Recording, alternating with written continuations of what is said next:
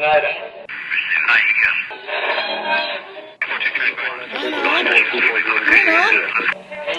is that you? There, I think I got it.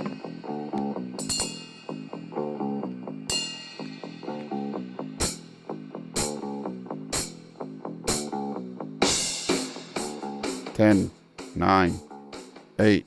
We'll count down from 3. 3, 2, 1.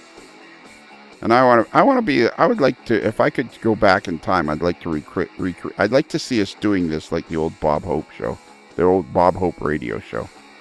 Well, I want to tell you, Bing. This is Bruce. This is the first podcast since we did the last podcast. Are we sure? Did anybody check that? You know, amazingly, we keep checking and it comes up true. So. Yeah. Every time. I mean, I don't know who keeps track of that, because whenever that gets mentioned, I think, oh my gosh, I have no idea. I have to look at the spreadsheet. That's exactly what I do. I have a spreadsheet going and I send it out. I CC it to all you guys so you can keep track of whether the next podcast will be the next podcast, or if it was. And I send it out to an independent third-party source to verify it. Yep, and then when we do it, I mark it as the last podcast. Oh. So then we know that it was the last podcast we did before we do the next one. All very technical. It is. It's all technical here. Hey, before we go on, this is another edition of the X2 Files. Every time I say that, it's such a great name you came up with. And every time I say it, that's all I can think of is the Outer Limits theme. But it should be the X-Files theme. Yes. Yeah, it should be, but that's what I think of. And I can kind of hear the X-Files theme, but I don't know if I can hum it. I don't know how it goes. No. That's more modern. Yeah. That's much more modern, though. It is. Oh, yeah, definitely. See, in the X-Files, the X2 Files is more about the history of the layout, the history of the hobby. Whereas the X-Files is more of a modern theme, so I always think nostalgically, which leads me to the Outer Limits. That's actually, that's Twilight Zone. Outer Limits was weird. Don't try adjusting your TV. We're in control. That's right. Yeah. Well, how about this? I think of these notes. These musical notes. Okay. And then We're good with that. Boy, I bet you, you know what? In like 10 or 15 years, we'll be like way better at this. And then in 10 or 15 years, we'll be going, well, what do you know? We never got better at it. Yes.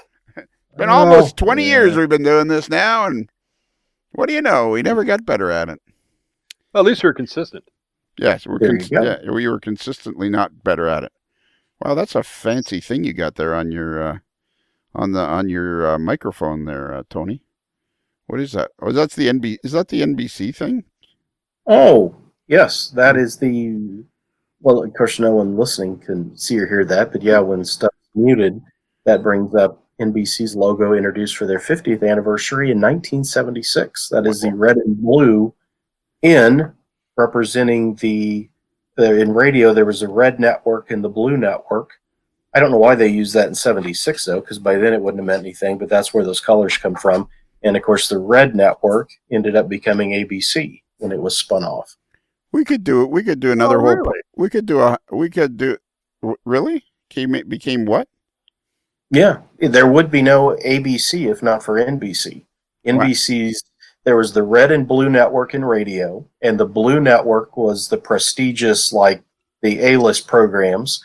The red network fed more rural affiliates or secondary stuff, and it was spun off. I think in I don't know if there was a FCC thing that said you can't have two networks or something came along, and they had to divest themselves of the red network, and it becomes American Broadcasting. So it's ABC on radio. And then, of course, as things go to TV, right? Leonard Goldstein made ABC TV. But yeah, that all comes out of like a rib out of NBC creates ABC. Wow. So NBC owned two radio networks called the red and the blue one. But were they known as the red and the blue one, or this was just an internal thing? No, yeah, they were. I think it was it was known as red or blue. they would be an affiliate for that, and those programs would be like on the Red Network. And of course, that was when RCA started and owned NBC. And as I say, I don't know why they picked those colors by 76, because the radio would have been long since unimportant to the network. And of course, that N logo famously was in the call letters of a Nebraska public TV station. They had block letters, because remember the old PBS logo with PB and S were originally like stylized, like fat chunky letters. Right. Yeah. It was some Nebraska public TV had an N in their call letters, and they had that.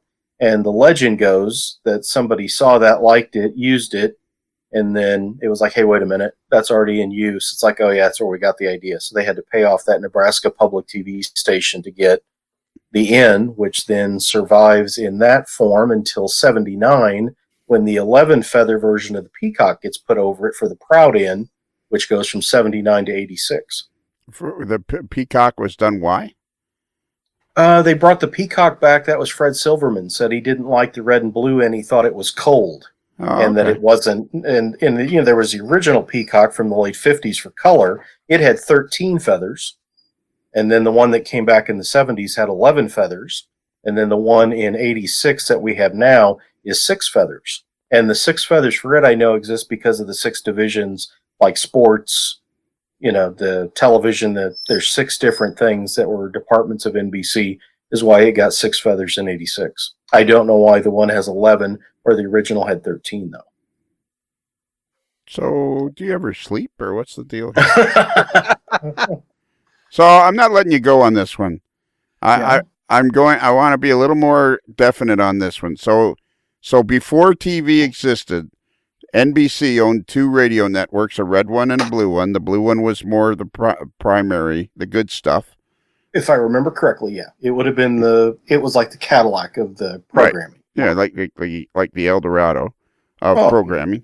And then they had the red network, which became ABC. But do you feel confident that that's how they referred them to? Or that sounds to me more like an internal thing. I'd have to look it up. I know I've got a history on NBC. There's a good history book on it, but I don't. I can use the Google machine here and see if they actually did. Right. National Broadcasting Company's NBC radio network, known as the NBC Red Network prior to 1942, was an American commercial radio network founded in 1926. Along with the NBC Blue Network, it was one of the first 2 nationwide networks established in the United States. In 1942, NBC was required to divest of one of its national networks, so it sold NBC Blue, which was soon renamed the American Broadcasting Company. Oh, I had it backwards. Blue becomes ABC. There you go. Well, that wasn't bad for off the count. And then in 87, NBC sold its remaining radio operations to Westwood One. Fascinating. And then, a little known fact, in 2022, the AML network and it got into a power struggle with NBC and Westwood One, and ended up purchasing both. Mm-hmm. Oh, that'd be fantastic, because then we could get BJ and the Bear and Supertrain back on TV. Yes. BJ and the Bear. We always have to come back to BJ and the Bear. Until it gets put on DVD, as it should be, I got to keep campaigning for it. So hoping that someone will think, yeah, that's right. And maybe it'll be a decision maker like NBC Universal that'll say, hey, go back in the vaults and get those out. Okay, here's a question for the AML Nation. Does anybody want me to pin Tony down and have us do like a half-hour show about the history of TV? Because it would be fascinating. It would be like throw out a show and have Tony tell you all about it, because he knows everything there is to know about TV and entertainment. So let us know if you want us to do that, because that would be a lot of fun. What do you know about Gilligan's Island? You'll have to bone up on my 2 favorite shows, Get Smart and Green Acres. And I think it's Green Acres is my favorite all-time show. There you go. Really? Oh, my.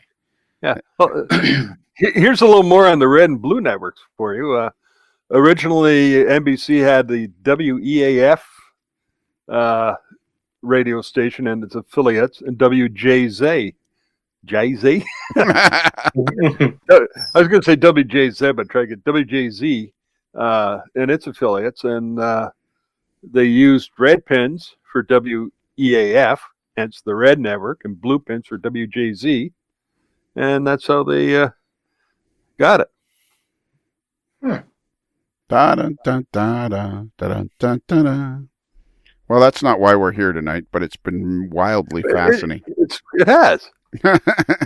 And WEF it was the stronger two and got the big programs.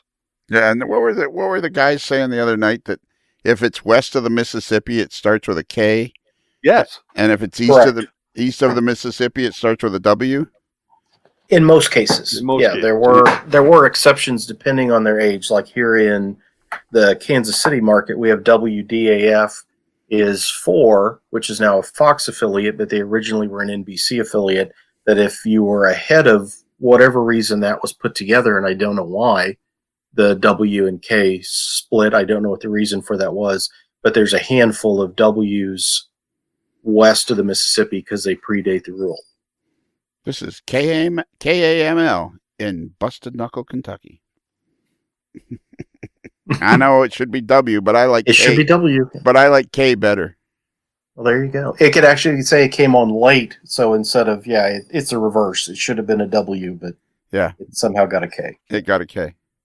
All right, so the reason we're here is to talk about the X2. Believe it or not, the reason we're here is to talk about the X2F files, third edition, the third edition of the X2F files, the third episode.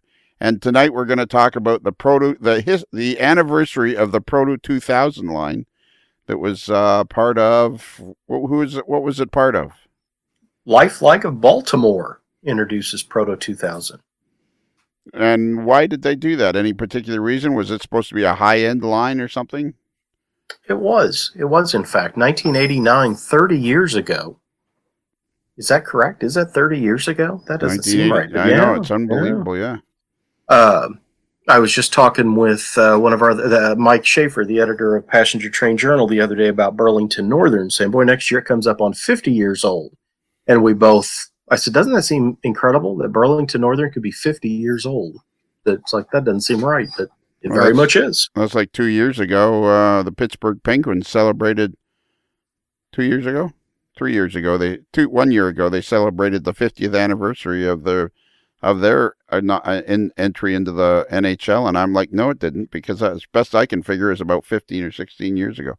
It's hard to believe the Pittsburgh Penguins are 51 years old 50 today. Years. Yeah, it's hard to believe man landed on the moon 50 years ago. Yeah, with something. That's 50. Yeah, with something a lot less powerful than your phone. Exactly. Isn't that wild to think? Yeah, probably some of the GPS and other stuff in my Lincoln is probably ahead of the Apollo capsule. Yeah, Can you imagine handing this to Neil Armstrong and saying, "You're never going to believe it, but in about 50 years, we're all going to be carrying these things around." Where it's and all we do with them is like yell at each other or send funny smiley faces or use them to figure out where the nearest White Castle is. Yeah, that's what that drives my son nuts. He says we're walking around with computers that are more powerful than the computers they use to get guys on the moon, and all we can do is send videos of cats to each other. There you go. Yeah. So was Proto 1000. There was a Proto 1000 too, though. Yes, there was. Yeah, backing up a little bit, Lifelike comes on the scene in model railroading full blown about 1970, and they had picked up the Kramer brothers were Lifelike, and they had bought Varney in the 60s and kept the Varney brand name for a number of years, and then Gordon Varney had retired to Florida. And the company actually takes over Varney's toolings in the spring of 70. So the stuff and Varney's line also had some of the old Penn line stuff as well. So all of that becomes regular Lifelike about 1970. And they generally were entry-level train set type products. Lifelike's prehistory before model trains is Lifoam, styrofoam, which is where some of their, the tunnels and those pre-decorated layouts that you just had to put track on were made out of the molded like styrofoam was Lifelike's, I guess, original pursuit was like styrofoam coolers. Right. So then the Lifelike train name goes for 1970 into the late 80s. They introduced the Scene Master line, which was an attempt to try to start getting a little more serious or better with a few things. And then 89 debuts Proto 2000, which was for Lifelike a major leap and a nice step up for the hobby in general as far as the quality being aimed at for a ready-to-run locomotive model. And the EMD BL2 was the first thing they did. Yeah, and I mean, it was, I have a couple of, I think they made an RS11, did they not? A few years? Yes, they did later. Yeah, that's a Proto 1000. Oh, is it really? It is. Although I thought there's some proportional issues with it on like height of the hoods and other things because it was actually made for Hobbycraft of Canada as the Montreal Locomotive Works RS10. And they took that frame and made an RS11 for the U.S. market and called it a Proto 1000. But it has like separate door handles on the hood. The latches on the hood doors and things are separate, which was there's not even that on a number of Proto 2000 models. So it was kind of higher than a 1000, I always thought. But I have heard it's got some dimensional things about it. And it's to date not returned since those original runs. But Proto 1000, to get back to your question there, it comes out almost around 2000 with an F3, and then they brought out the thrall door boxcar, the 100-ton hopper, some of the things that had been introduced in Lifelike's line. They upgraded those with body-mounted couplers and metal wheels, and those came back out, and the new tooling was like the F3 and Erie built and some other items. They also did an RDC, did they not? Yes, that's a Proto 1000. Yeah, that was the first scale-length RDC, and they did at least a couple. They never did the shorty like RDC 3 or 4, but they did an RDC 1 and 2. I think they did the one with the baggage door and then the coach. Yeah. And those are nice models. Yeah, they're not bad. I've got a couple downstairs, yeah.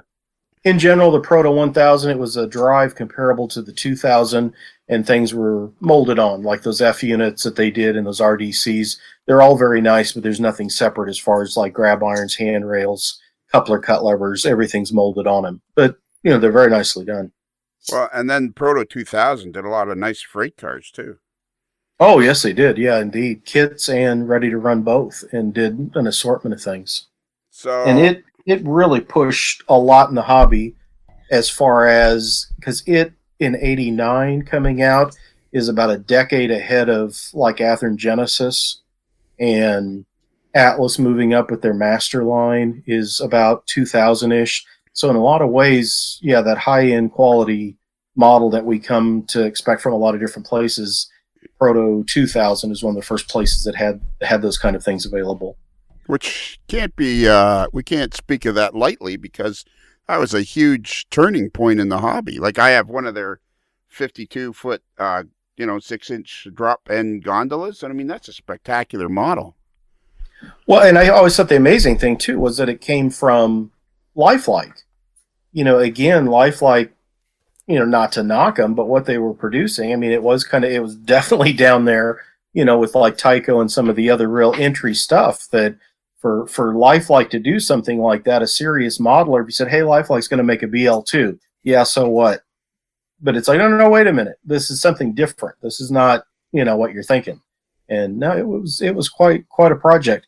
The story that I've heard, one of the guys behind that did a flat stock version of the BL2 where they shot the sides, the nose, the roof.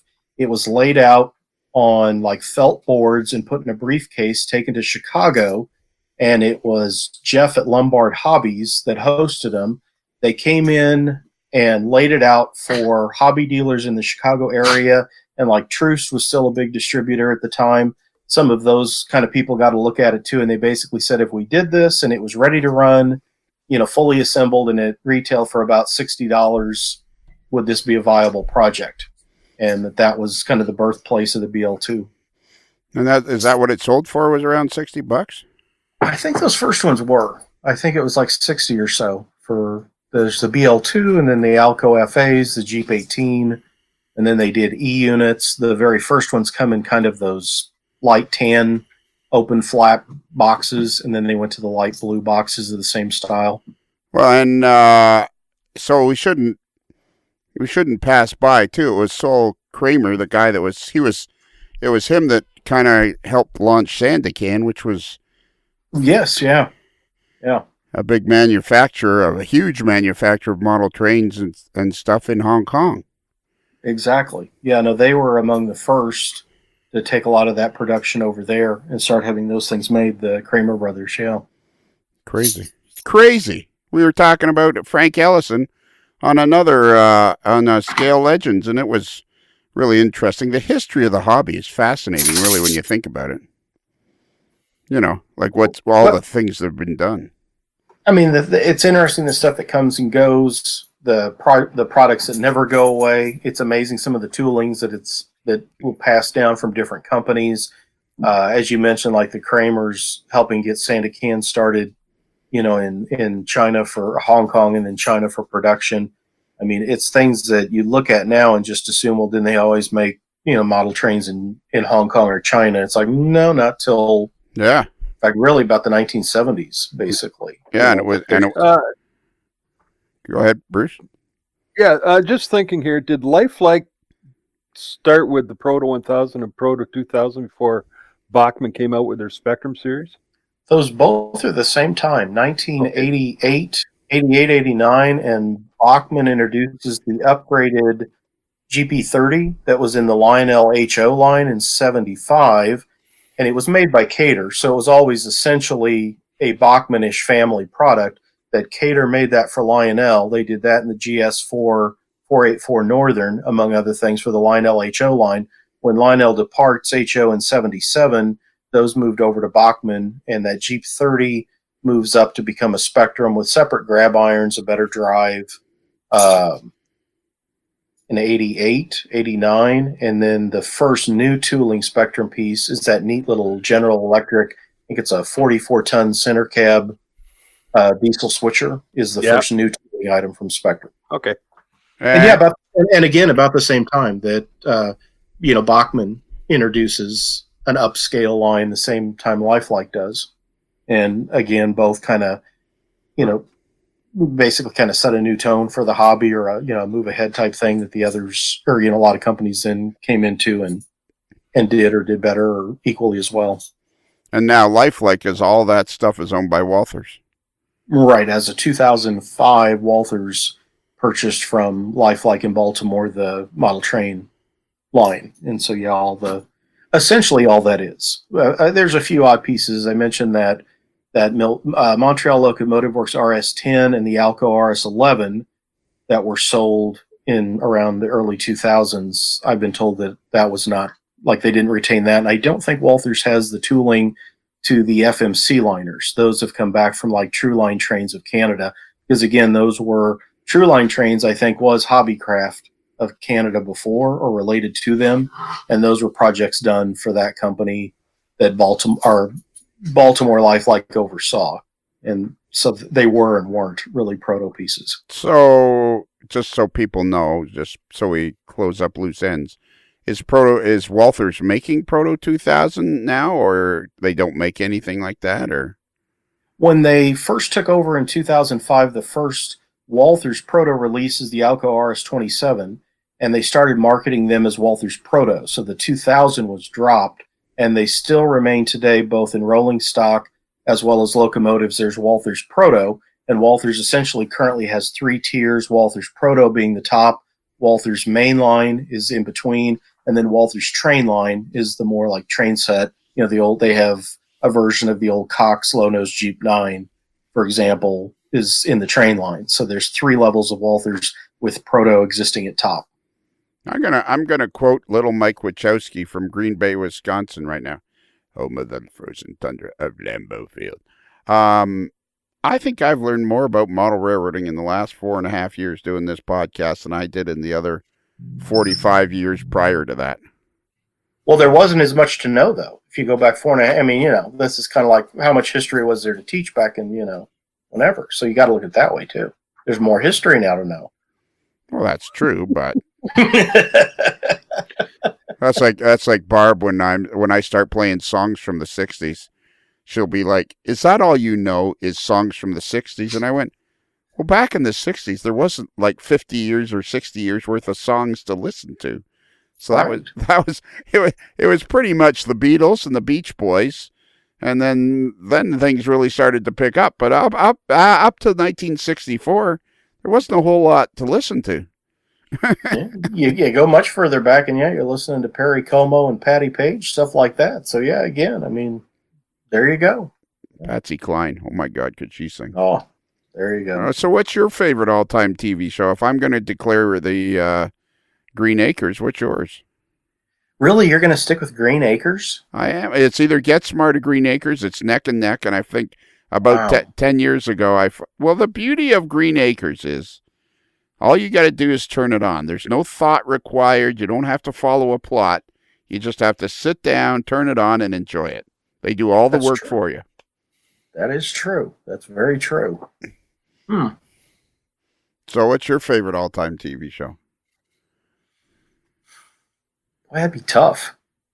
If you could only watch one show for the rest of your life on a desert island, but you got all the episodes, but on a continuous loop, what show would it be?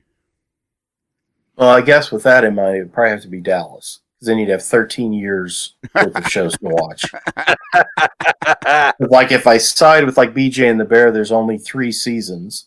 If I go with Super Train, there's only 9 episodes. So Dallas puts me up there at almost like 400 episodes. So I guess that, It's hard to believe that show went on for so long, and it was Dusty. That was the day when the episode when Dusty came back. That was the day that my mother-in-law officially hated my guts. I've heard that story, that you were picking on that climactic episode when we find out he's didn't die in that plane crash. Yeah, we were. It was in the first. It was in that first year or two that my wife Ann and I were getting serious, and then we would watch Dallas every Friday night. Was it? Yes, it Yes, was. Yeah. Friday night. CBS, Friday night, yeah. I somehow managed to wiggle myself into the family scene, and now I'm part of it. And every time, and for some reason or other, I don't know why, I kept making jokes about it's Dusty after he left, and then that season opened where Dusty's walking in, and then you see this shadowy figure, and I go, well, it's Dusty, he's back, and it was him, and all she could say is, how did you know that? And man, was she pissed. Green Acres. Let's see. Green Acres. Hang on a minute. Let me tell you. Eddie Albert and Eva Gabor. How many episodes were there? It ran from 1965 to 1971. So there's probably at least 100 episodes. Do you have them? I mean, this is something I'm gonna have to go look on Amazon, see if there's a box set I can get. 170 episodes. Oh my gosh! And of course, it's a spinoff of Beverly Hillbillies. No. Petticoat Junction. There you go. Yeah. Green Acres is the place to be. Farm living is a life for me. Land spreading out so far and wide. Keep Manhattan, just give me that countryside. York is There's not enough shows today that lay out for me every week what I'm about to watch. That in case I've been like, I tripped and fell down the stairs and have hit my head, and remember, for some reason I tune into this Gilligan's Island show, but can you remind me why? It's like, oh, okay, there's 7 castaways on a 3-hour tour. Yeah. Like, oh, okay, I'm back up to speed. Okay, go ahead with the show. Yes.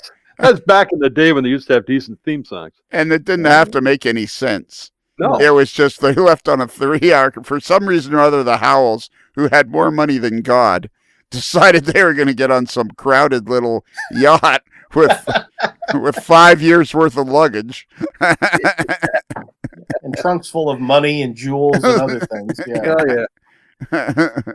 And they had no idea that the weather was closing in, apparently, in 3 hours.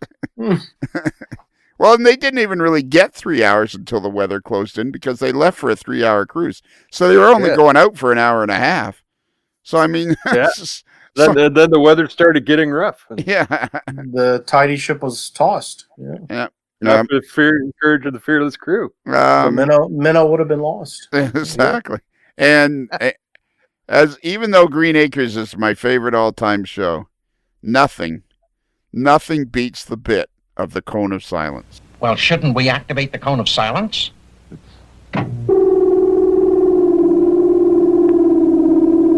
Oh my gosh. Chief, and of course it's spin off the portable Cone of Silence. Yeah, well, yeah.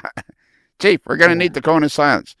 Oh, Max, do we have to? I think that's hard for anybody to realize how big the whole spy thing was in the 60s. Because if we had anything like that in contemporary time where some subject or theme got so big, whether it was the James Bond movies and then all the knockoffs like James Coburn doing the Flint series and Dean Martin doing Matt Helm. And then you had like Man from U.N.C.L.E. on TV and then Get Smart, parodies of them. Spy stuff was just gigantic by the mid-60s up to about 1970. We got to do some episodes about Tiwi. We're going to have to apologize to the AML network and do some episodes about Tiwi because, man, I could talk about it forever. It seems like we've been doing that. It's a great subject. Oh, yeah.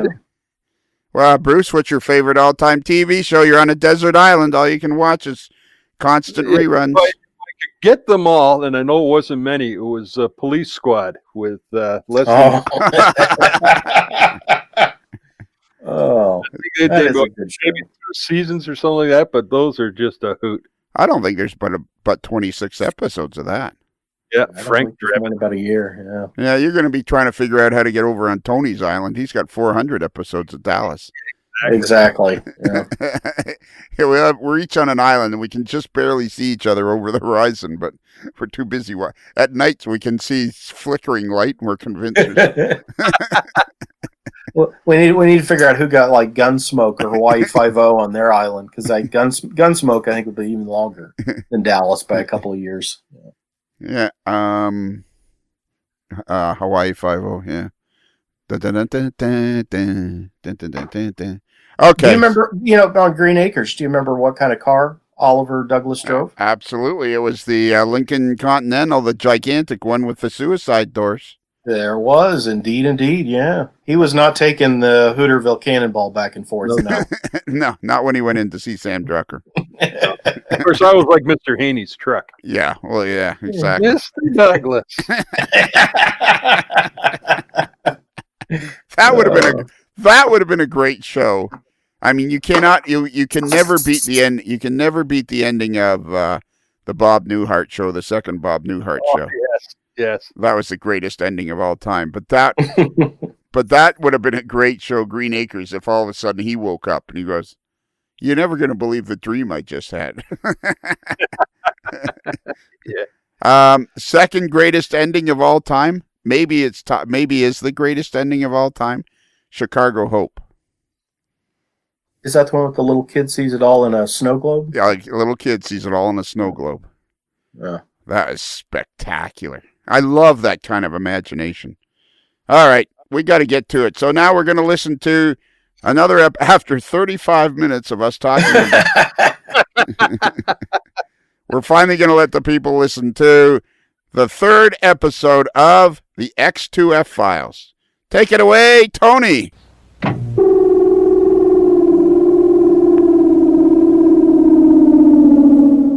Welcome to the X2F Files. I'm your host, Tony Cook. In this podcast, you'll join me for an exploration into the history of model railroading. Find out interesting facts about models and the companies that produce them. For the serious collector or casual hobbyist, you'll learn important and useful information that will enrich your model railroading experience. Do you know what was the first offering in Lifelike's Proto 2000 series, and when did it appear? The story of the development of this high-quality line of HO scale releases is an interesting one. Lifelike's model train line was one that few would rank among the best in the hobby. Though it was a minor player in the hobby with scenery-related items, the name Lifelike first appeared in the spring of 1970 on Varney's product line of model trains. Releases that might be dubbed worthy of serious contemplation by modelers among Lifelike's train sets and entry-level offerings were limited to perhaps its mid-1970s Thrall all-door boxcar and its X72 50-foot sliding door Evans boxcar introduced in the early 1980s.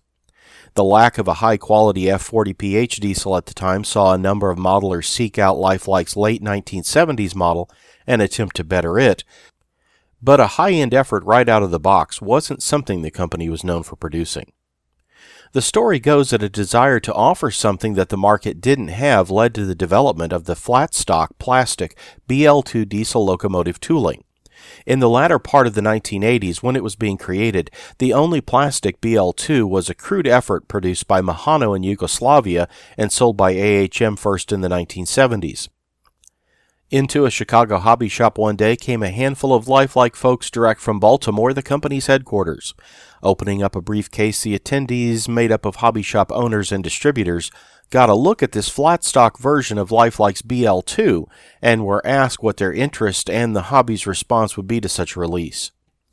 Produced in China, the production BL2 was a typical injection-molded plastic shell and was not assembled from flat-stock components that made up the model display prototype. Lifelike introduced a new brand, Proto 2000, and the BL2 diesel locomotive was the first effort sold in North America.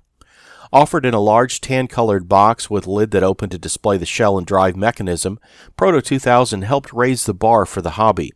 The BL2 included separate details such as grab irons, cab shades, and other frills that generally were aftermarket extras a hobbyist had to purchase and install. The first production arrived in late 1989 and the original release retailed for $59.95 and included Chesapeake and Ohio, Monon, and Western Maryland, as well as an undecorated release. Model Railroader magazine's Jim Hediger reviewed the first run of BL2s in the January 1990 edition and stated, Lifelike's BL2 opens up a whole new chapter in the firm's history, as it is a major departure from the inexpensive toys they've produced in the past. The positive notices aside, the critical eye would flag the Blomberg M-type truck side frames included on the Proto 2000 BL2 of its day. This style truck with a vertically mounted shock absorber was common to 1970s EMDs such as the GP38-2 and later 4-axle prototypes, and certainly didn't see use on any first-generation diesel such as the BL2. By today's standards, the drive, which was a standard DC that closely copied Athearn's Blue Box mechanism, isn't anything especially great, and this release is old enough that X2F couplers came standard. For the collector, you can find these early tan-box Proto 2000 BL2s frequently on eBay, as well as at train swap meets. If you don't have one in your collection, go pick up an early production sample. By today's standards, you'll be a bit surprised by the rather thick grab irons and the large track the cab shade resides in to allow it to slide forward and back. Still, the Proto 2000 HO scale BL2 diesel locomotive model from 1989 is a landmark, not only for Lifelike but the hobby as well. This tooling now resides with Walthers, though it's been years since it was last produced. Thanks for listening. I'm Tony Cook, editor of Model Railroad News Magazine and co-editor of HO Collector Quarterly. Join me again for a journey through hobby history on the X2F Files podcast. If you enjoyed this podcast and want to pursue more of model railroading's past, check out the monthly From the Archive column presented each month in the back of Model Railroad News Magazine. Model Railroad News provides coverage of new product announcements in the hobby in all popular scales, as well as books, DVDs, and other interesting items, as well as featuring some of the most in-depth reviews in the hobby. Visit the magazine's website at modelrailroadnews.com. Each quarter, you'll find a new edition of HO Collector magazine. HO Collector presents historically important models produced for HO scale. You'll read about the history of models, discover behind-the-scenes facts and stories on these models and the companies that made them, as well as seeing great color photos. Find out more by visiting hotraincollector.com. Thanks for listening, and join me again.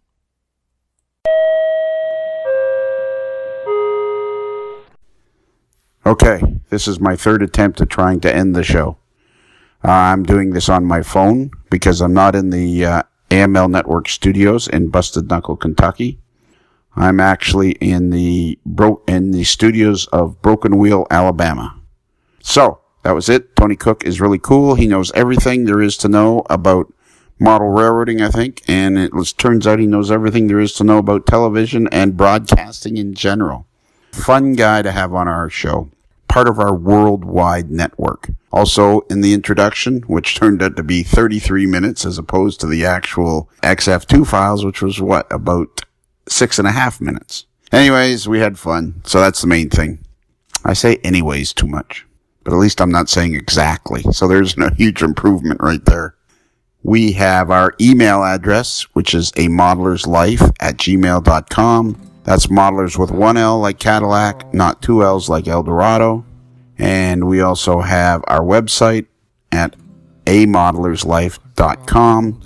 You go there, you can see all about the shows and some of the people that are on the show and all sorts of other things. And I believe that's it. I think I can let you go. Class dismissed. Be careful on the way home. Don't talk to strangers. Don't take candy from anybody in a van. And, say hi to the wife and pat the kids on the head and grill some burgers on the Barbie and you'll be ready to go. And so just remember one thing. A modeler's life is considered marginally adequate by 6 out of 10 time travelers. This is ground control to Major Tom.